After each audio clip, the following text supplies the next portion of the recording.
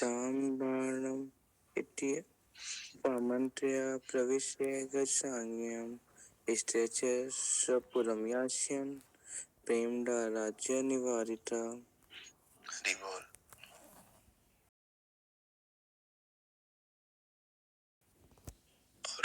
हरे कृष्ण प्रभु जी। ताम बाणमित्य पामन्त्र्य प्रविश्य गच्छाम्यहम् यश्च स्वपुरं यास्यन् प्रेम्णा राज्य निवारिता।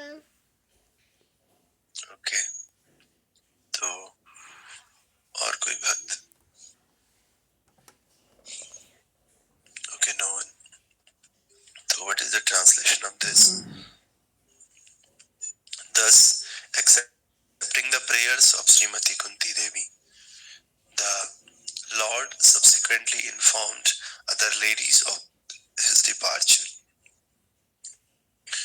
and by entering the place of Hastinapur, but upon preparing to leave, he was stopped by King Yudhishthira, who implored him lovingly. What is the meaning? Actually, after prayer of Kunti Maharani, the Krishna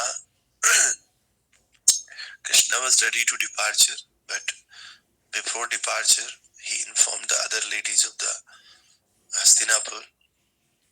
But before entering him, the Yudhishthira Maharaj stopped him, and he actually implored him. Implored means से याचना की, प्रार्थना की।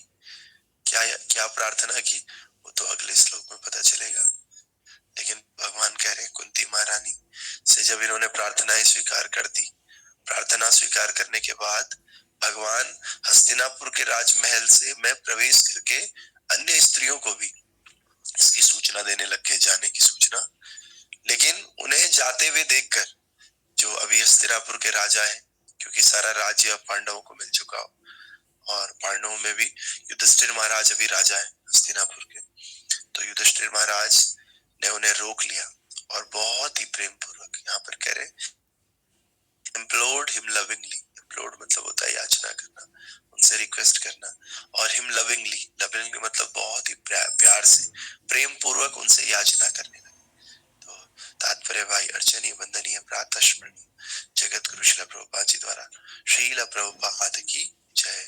तो no one could make Lord Krishna stay at Hastinapur when he decided to start from Dwarika, but the simple request of King Yudhishthira that the Lord remain there for a few days more was immediately effective.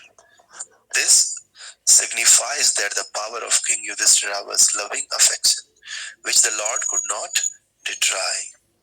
तो actually बहुत लोगों ने भगवान को द्वारिका जाने के लिए रोका हस्तिनापुर से, लेकिन कोई भगवान को मना नहीं पाया, इवन कुंती महारानी भी नहीं मना पाई। लेकिन भगवान, जब युधिष्ठिर ने बहुत सिंपल से रिक्वेस्ट की भगवान से रुक जाने के लिए, तो भगवान रुक गए। क्यों रुक गए? भगवान युधिष्ठिर ने कहा कुछ और दिन आप रुक जाइए यहाँ पर, तो इमीडिएटली ये इफेक्टिव हो गया। कह रहे हैं यहाँ पर इफेक्टिव मीन्स इसका फर्क पड़ा। तो what is the reason? Reason was that this signifies that the power of king Yudhishthira was loving. महाराज का प्रेम है कितना है भगवान के लिए, इतना प्रेम है कि भगवान को जब ये प्रेम पूर्वक बोलते हैं तो भगवान लॉर्ड कुड नॉट डिनाई, भगवान डिनाई नहीं कर पाए, मना नहीं कर पाए भगवान।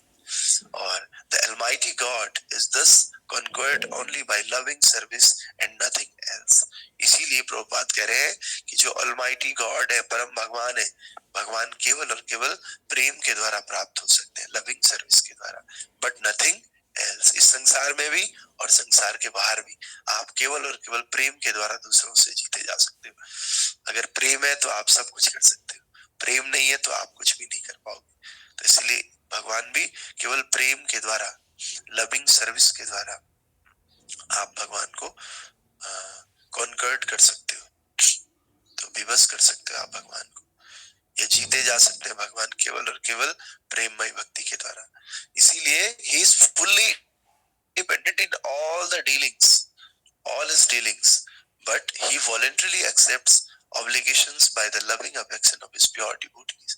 भगवान पूरी तरह से स्वतंत्र है, अपने समस्त व्यवहारों में पूरी तरह से भगवान स्वतंत्र है, लेकिन फिर भी भगवान क्या करते हैं, अपने शुद्ध भक्तों के प्रेम का ऋण वे आसानी से स्वीकार करते हैं, स्वेच्छा से स्वीकार करते हैं, इसीलिए भक्तों के द्वारा भगवान बांधे जाते हैं। तो आगे अगला श्लोक है, व्यासादेरीश्वरे हाग्ये कृष्णेन अद्भुत कर्मणा प्रबोधितो पीतिहासेन अबुध्यत सुचार्पिता।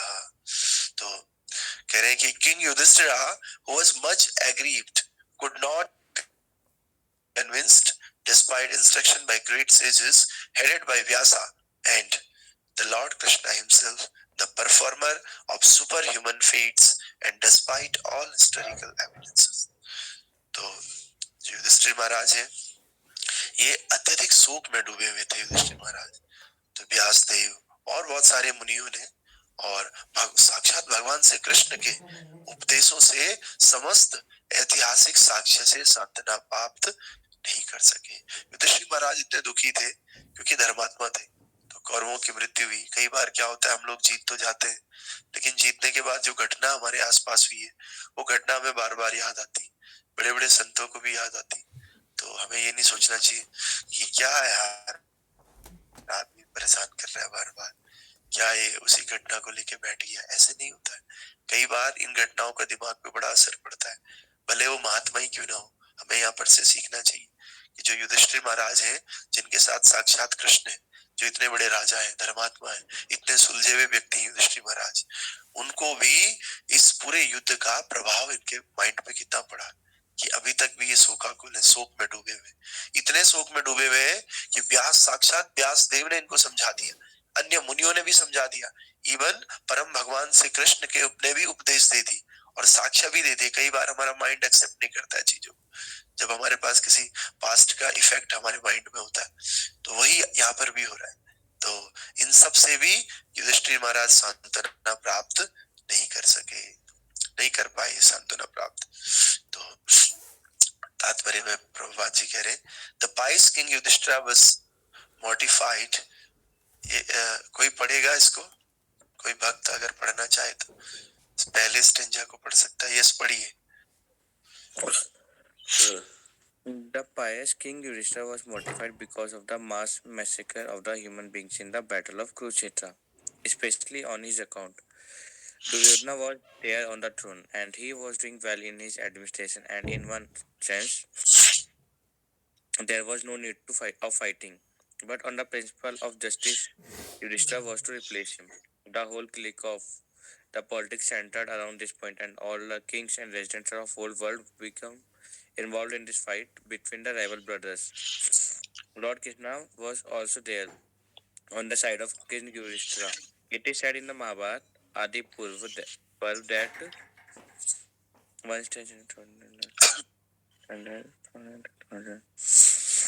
64 crore men were killed in the 18 days of the Battle of Kurukshetra, and some hundreds of thousands were missing. Practically, this was the greatest battle in the world within 5,000 years. Okay. कारण था दुर्योधन के शोकमग्न होने का।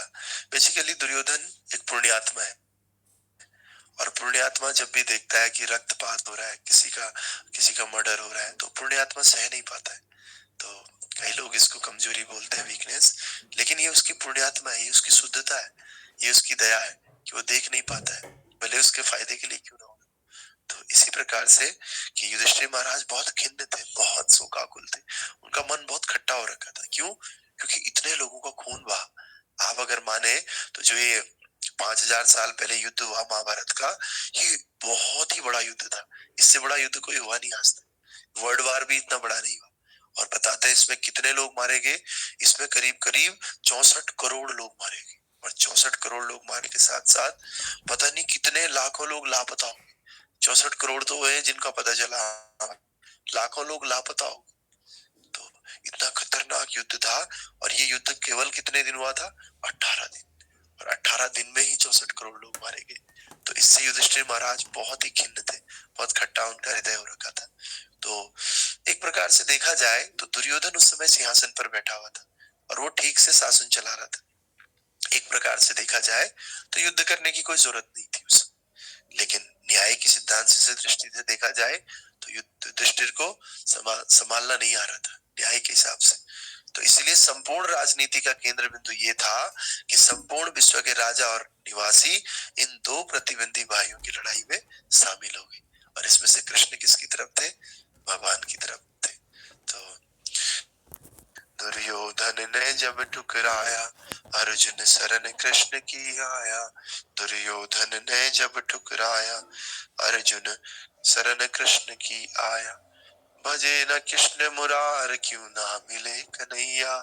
मिले तार से तार, क्यों ना मिले कन्हैया। तो जब हमारे तार से तार मिल जाते हैं तो हमें भगवान मिल जाते हैं। तो इस प्रकार से ये बहुत जबरदस्त युद्ध था, और इसी का परिणाम था कि युधिष्ठिर महाराज खिन्न हो गए थे। तो आगे आगे कोई और पढ़िए। This means killing simply to end थॉर महाराज युधिष्ठिर, ये वाला पढ़ लीजिए। This mass killing on Maharaja Yudhishthira was too mortifying, so he tried to be convinced with evidences from his stories by great sages like Vyasa and the Lord himself that the fight was just because of the cause was just. But Maharaja Yudhishthira would not be satisfied even though he was instructed by the greatest personalities of the time. Krishna is designated herein as the performer of superhuman action, but in this particular instances, neither he nor Vyasa could convince King Yudhishthira. Does it mean that he failed to be the superhuman actor? No, certainly not. The interpretation is that the Lord is Ishvara, or the super soul in the heart of both King Yudhishthira and Vyasa performed still more superhuman action because the Lord desired it. As the super soul of the king Yudhishthira, he did not allow the king to be convinced by the words of Vyash and others, including himself, because he desired that the king hear instruction, kings hear instructions from the dying Bhisdeva, who was another great devotee of the Lord. The Lord wanted that at last stage of his material existence, the great warrior Deva see him personally and see his beloved grandchildren, King Yudhishthira, etc. Now situated on the throne and thus passes away from very peacefully, Bhishma Deva was not at all satisfied to the fight against Pandava, who were his beloved fatherless grandchildren. But the Kshatriya are also very stern people, and therefore he was obliged to take the side of Duryodhana because he was maintained at the expense of Duryodhana. Besides this, the Lord also desired that King Yudhishthira be pacified by the words of Bhishma Deva so that the world could see the Bhishma Deva excel all in knowledge, including the Lord himself. Okay, thank you, Hare Krishna. तो तो इसका कारण क्या था कि युधिष्ठिर महाराज सोच रहे कि मेरे को राज सिंहासन मिलना था, और केवल मेरे को राज सिंहासन के लिए इतने लोगों को मरना पड़ा, बाप रे, 64 करोड़ लोगों को। तो उनको हो गया। कई बार जब हमारी वजह से किसी दूसरे की मौत होती, एक व्यक्ति की, तो हम क्या सोचते हैं, अरे यार इसका मर्डर हो गया, हमारा बहुत परेशान हो जाते हैं। लेकिन यहाँ एक व्यक्ति नहीं, राज सिंहासन प्राप्त करने के लिए 64 करोड़ लोगों की मृत्यु हो गई, समझ रहे। तो इसलिए बहुत ही परेशान हो गए, और इतने परेशान हो गए कि बहुत सारे लोगों ने इनको समझाया, मुनियों ने समझाया कि, और इतिहासों से भी समझाया कि देखो, ऐसे जैसे कई बार हम दूसरे लोगों को समझाते हैं साक्ष्य दे करके, शास्त्रों का उलाहना दे करके, लेकिन दूसरे लोग मानने को तैयार नहीं होते, नहीं समझ पाते। उसी प्रकार युधिष्ठिर महाराज को भी इन्होंने समझाया कि भाई जो तुमने किया ये क्या था, ये न्याय संगत था। कैसा था? न्याय बिल्कुल सही किया। लेकिन फिर भी महाराज युधिष्ठिर संतुष्ट नहीं हुए, और उस समय भगवान साक्षात वहां पर थे, और भगवान ने भी इनको समझाया। लेकिन लोग क्या सोचेंगे कि यार भगवान भी नहीं समझा पाए क्या, भगवान समझा लेंगे तो फिर हर कोई समझ जाएगा, है कि नहीं। लेकिन प्रभुपाद कह रहे हैं ऐसा नहीं, भगवान ने जानबूझ के इन्हें समझाने नहीं दिया, क्योंकि अगर ये समझ जाते तो फिर ये भीष्म देव से उपदेश नहीं ले पाते। अगर सांत्वना इनको प्राप्त हो जाती और इनके मन की खिन्नता खत्म हो जाती, तो भीष्मदेव जो कि अभी भी कहाँ पड़े हैं, बाणों की सैया पर पड़े हुए, वो जो है भीष्मदेव जी वो इनके उपदेश नहीं सुन पाते युधिष्ठिर महाराज, लेकिन इसीलिए जानबूझ के युधिष्ठिर महाराज के अंदर उस खिन्नता को बनाए रखा ताकि ये क्या कर सके, अभी भीष्मदेव के उपदेश सुन सके। और भीष्मदेव कौन है? भीष्मदेव भगवान के ही दूसरे अन्य भक्त हैं जो कि, तो फिर भीष्मदेव का क्या है, भीष्मदेव के बारे में बता रहे प्रभुपाद जी, ये भगवान के महान भक्त हैं और ये क्या है, ये भी नहीं चाहते थे खून खराब, और ये पांडवों के विपरीत बिल्कुल नहीं जाना चाहते थे, लेकिन क्या हुआ, कहीं ना कहीं ये दुर्योधन का उस समय अन्न खा रहे थे, किसका, क्योंकि दुर्योधन के द्वारा इनका भरण पोषण हो रहा है, इसलिए इनको किसी तरफ से लड़ना पड़ा। दुर्योधन क्या करें यार, यही खिला पिला रहा है अभी, ठीक है। तो क्योंकि क्षत्रिय जन बहुत कठोर होते हैं, इसलिए उनका भरण पोषण दुर्योधन की वजह से हो रहा था, तो भले इच्छा नहीं है दुर्योधन की तरफ से लड़ने की, लेकिन फिर भी दुर्योधन की तरफ से लड़े। तो इसके अतिरिक्त भगवान की भी ये इच्छा थी कि जो राजा युधिष्ठिर है वो भीष्म देव के वचनों से सांत्वना पाए, क्योंकि अगर युधिष्ठिर महाराज के पास नहीं जाते तो फिर भीष्म देव की प्रेयर्स हम कहाँ से पढ़ पाते, जो कि अगला चैप्टर है।